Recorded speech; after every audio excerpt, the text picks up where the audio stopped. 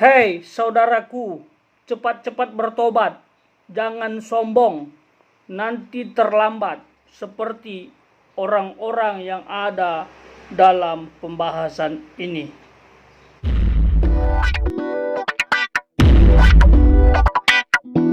Hari ini kita akan belajar tentang struktur kesombongan sepanjang zaman dengan 3D. Apa saja itu struktur kesombongan sepanjang zaman?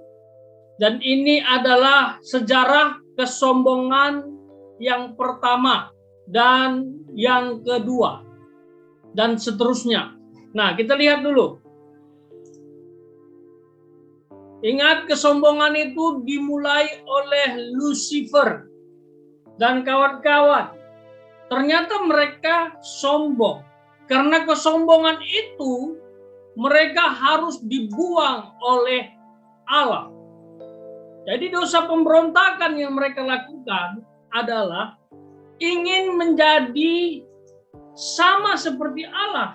Makanya mereka dibuang dari surga. Ingat ya, sekali lagi, iblis atau Lucifer dan kawan-kawan dibuang dari surga, bukan turun dari surga ke bumi, tapi dibuang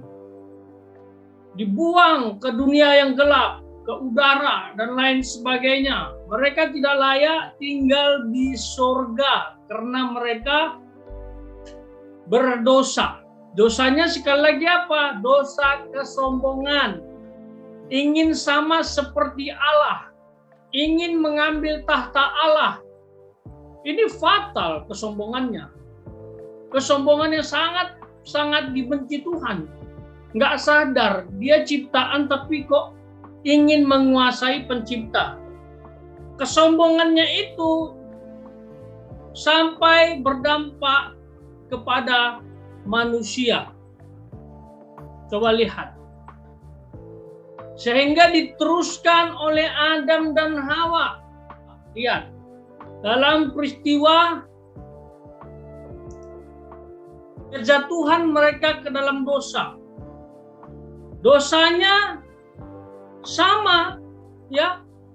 Lihat, ingin sama seperti Allah juga, secara prinsip sama dengan Lucifer.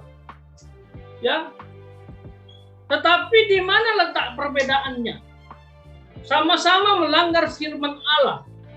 Lucifer diciptakan supaya menjadi pelayan Tuhan. Ya, menjadi alat Tuhan, malaikat. Nggak taunya dia berontak ingin sama seperti Allah, mengambil tahta Allah. Akhirnya dia berdosa kan? Karena mereka diciptakan untuk melayani, tetapi malah ingin merebut tahta Allah. Berdosa, melanggar firman Allah. Adam dan Hawa juga begitu, melanggar firman Allah, digoda oleh Lucifer yang masuk pada saat itu ke Taman Eden. Ya, ini bahaya. Bahaya sekali. Karakter yang paling dibenci Allah. Ya. Nah, secara prinsip sama-sama ingin seperti Allah. Lucifer ingin seperti Allah, lalu Adam dan Hawa juga ingin seperti Allah. Di mana letak perbedaannya? Nah, letak perbedaannya ada di motivasi mereka, tujuan mereka. Kalau Lucifer ingin seperti Allah, itu kan ingin merebut tahta Allah. Dia ingin melampaui segala sesuatu, melebihi yang maha tinggi. Dia ingin mengambil kedudukan Allah, dia ingin menjadi Tuhan, padahal nggak bisa ya. Ciptaan mana bisa jadi Tuhan? Ya. Nah, sementara Adam dan Hawa ingin sama seperti Allah, tetapi bukan mengambil tahta Allah, tidak merebut tahta Allah. Dia ingin sama seperti Allah dari segi pengetahuan. Tahu tentang yang baik dan yang jahat, makanya mereka makan buah pengetahuan baik dan jahat itu. Jadi secara prinsip sama-sama ingin seperti Allah, tetapi berbeda. Ya, yang satu ingin merebut tahta Tuhan, yang satu ingin mengetahui banyak hal. Ya, tapi sama-sama sombong.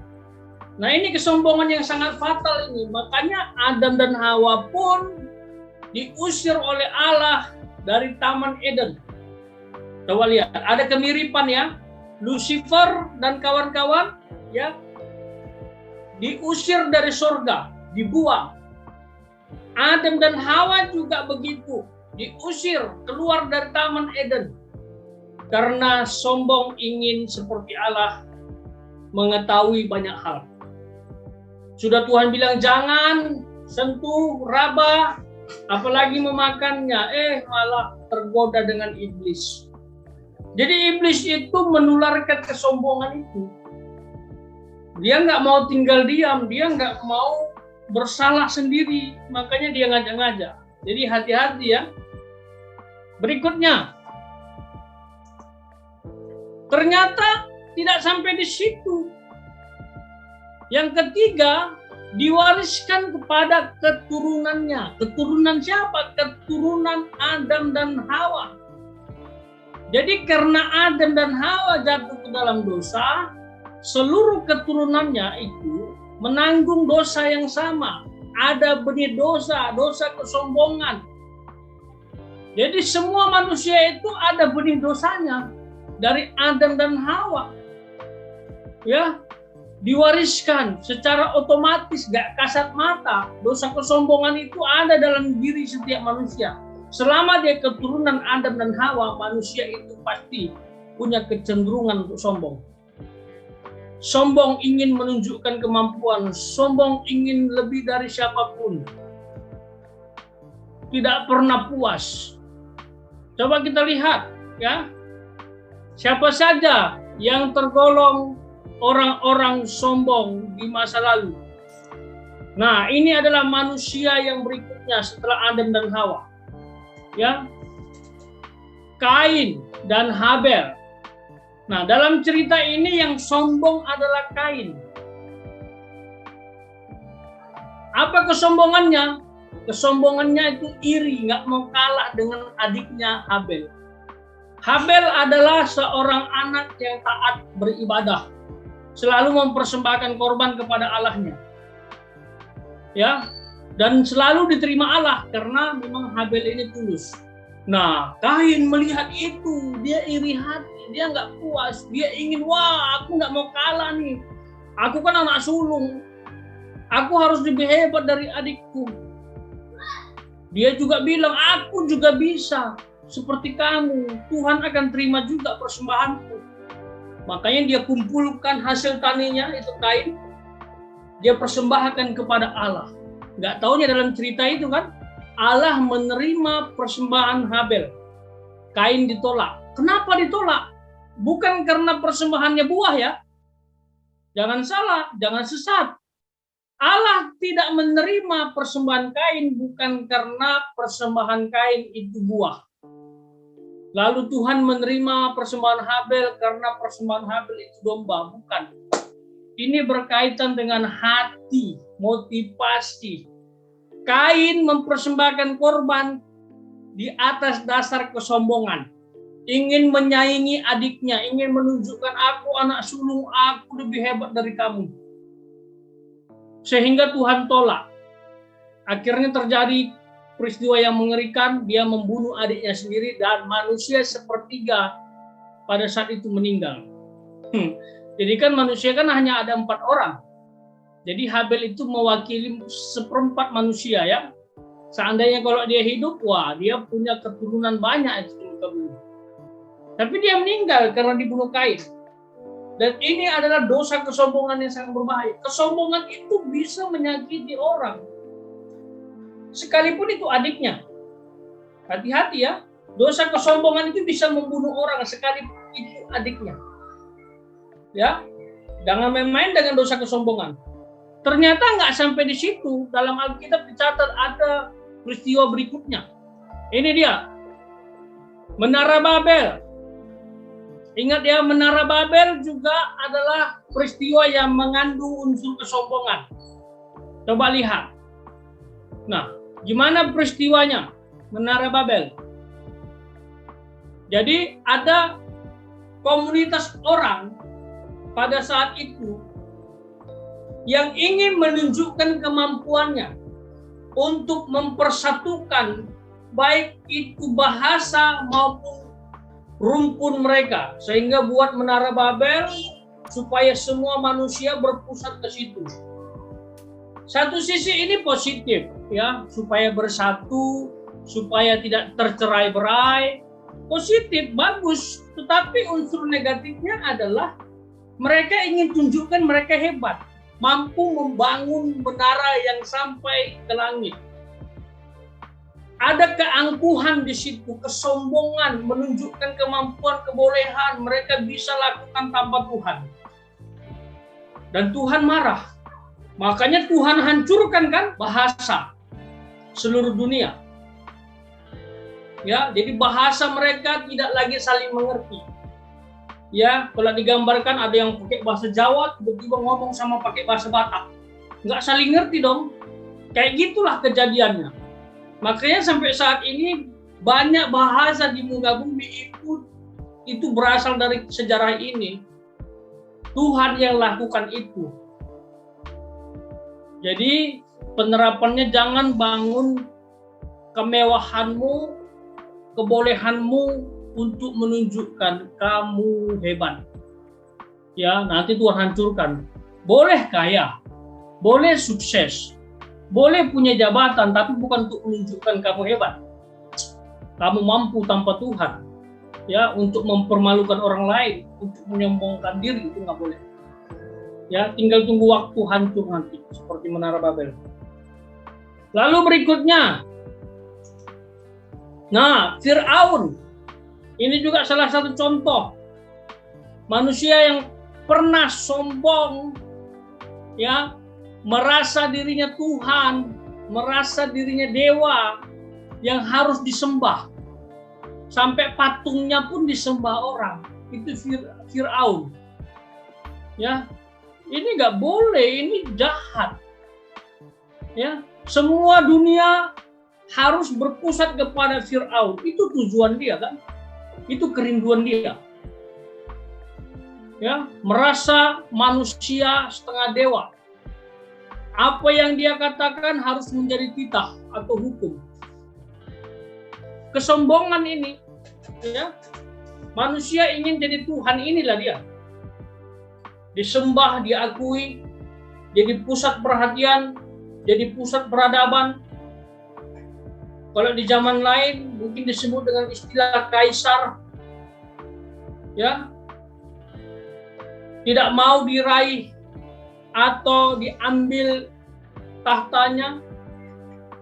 Makanya waktu bangsa Israel yang ada di Goshen itu semakin berkembang, semakin banyak jumlahnya, dia takut nanti kekuasaannya diambil. Makanya dia perbudak bangsa Israel. Nah, itu kesombongan. Dia mendapat murka Tuhan. Mendapatkan 10 tulah bangsanya. Dan tulah yang ke-10 anak sulungnya meninggal. Ini Firaun. Dan matinya sengsara. Kenapa? Ya, dia tidak di sorga. Kenapa tidak di sorga? Karena memang dia sombong, ingin seperti Allah. Dalam keyakinan kita, orang yang masuk surga adalah orang yang menerima Allah, mengenal Allah, hidup dalam Allah. Sementara Fir'aun melawan Allah, menentang Allah. Dia bukan menyembah Allah, tapi menyembah Baal, dewa. Menggunakan ilmu sihir untuk melawan setiap musuhnya. Ya, menyembah patung. Gimana mau ke surga? Ya, ini bahaya sekali kesombongannya dia ini. Dia merasa bisa menguasai segala sesuatu, menguasai dunia. Cara yang dia lakukan untuk menggapai segala sesuatu itu salah. Itu Firaun. Ya, jadi jangan sombong. Ya, hati-hati, kesombongan itu secara tidak sadar kita itu bisa kita lakukan. Ya. Jadi kesombongan itu adalah karakter yang paling dibenci Tuhan.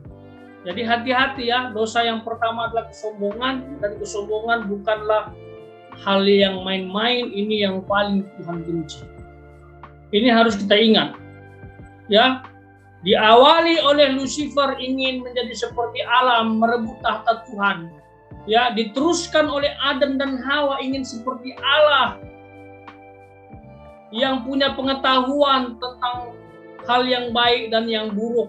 Lalu diwariskan kepada seluruh keturunannya. Ada Kain, ada Menara Babel, ada Firaun yang ingin menunjukkan kebolehan, kehebatan kepada dia, bahwa dia mampu. Ini nggak boleh. Ya, kita boleh jadi orang hebat, tetapi tidak untuk dilihat orang, wow, begitu. Supaya menunjukkan kita mampu, kita luar biasa. Itu kesombongan yang paling Tuhan tidak suka. Tetapi rendah hati itu karakter Tuhan. Kesombongan karakter iblis, rendah hati itu karakter Tuhan. Mana yang kita pilih? Karakter iblis sombong atau karakter Tuhan rendah hati? Setiap manusia itu karena sudah terkontaminasi oleh kesombongan Lucifer, ya, yang dimulai oleh Adam dan Hawa sampai kepada seluruh keturunannya. 3 tokoh tadi yang kita bahas itu sebenarnya perwakilan. Masih banyak contoh-contoh yang lain yang sangat sombong di muka bumi. Ada Kaisar Nero, ada Herodes dan lain sebagainya, sombong sekali. Ya, sombong sekali. Dan di zaman kita juga ada juga yang sombong. Dan kalau sombong, wah itu berarti tidak menghormati Sang Pencipta. Kamu diciptakan supaya sama seperti Tuhan, rendah hati. Tapi kok sombong, berarti dia tidak seperti Tuhan dong. Tips untuk rendah hati, ingatlah selalu bahwa segala pencapaian itu karena Tuhan dan untuk Tuhan. Kalau kita ingat itu membantu kita untuk menjadi rendah hati. Oh, ternyata aku sukses itu karena Tuhan dan untuk Tuhan. Kalaupun aku berjuang saat ini, itu karena Tuhan yang memberi kekuatan. Jangan bilang itu karena aku hebat. Wah, itu bahaya. Jadi teladanilah Tuhan yang rendah hati. Ya, kita sudah belajar mengenai karakter Tuhan ini. Ya, datang ke dunia menjadi manusia, lahir di kandang domba, membasuh kaki para murid, mati di salib, mendoakan orang yang bersalah, itu rendah hati. Iblis, gimana iblis? Nggak ada rendah hatinya iblis itu. Iblis itu sampai sekarang ingin dipuji, disembah, ingin menjadi Tuhan. Padahal dia bukan Tuhan, dia ciptaan, nggak sadar dia. Ya, ingin diakui sampai sekarang. Makanya dia menyesatkan semua manusia supaya tidak berpusat kepada Allah yang benar. Supaya orang yang tersesat itu berpusat kepada dia. Supaya orang sombong. Jadi secara praktis sekali lagi, kalau kita sombong berarti kita sedang mengerjakan, mengembangkan karakter iblis. Kalau kita rendah hati, kita sedang mengembangkan karakter Tuhan. Tinggal pilih, mau kembangkan karakter iblis atau karakter Tuhan. Kalau kamu mau diangkat Tuhan menjadi orang yang diberkati, orang hebat, serahkan hidupmu kepada Tuhan.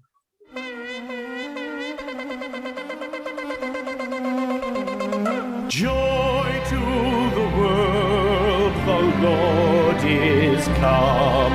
Let earth receive her King.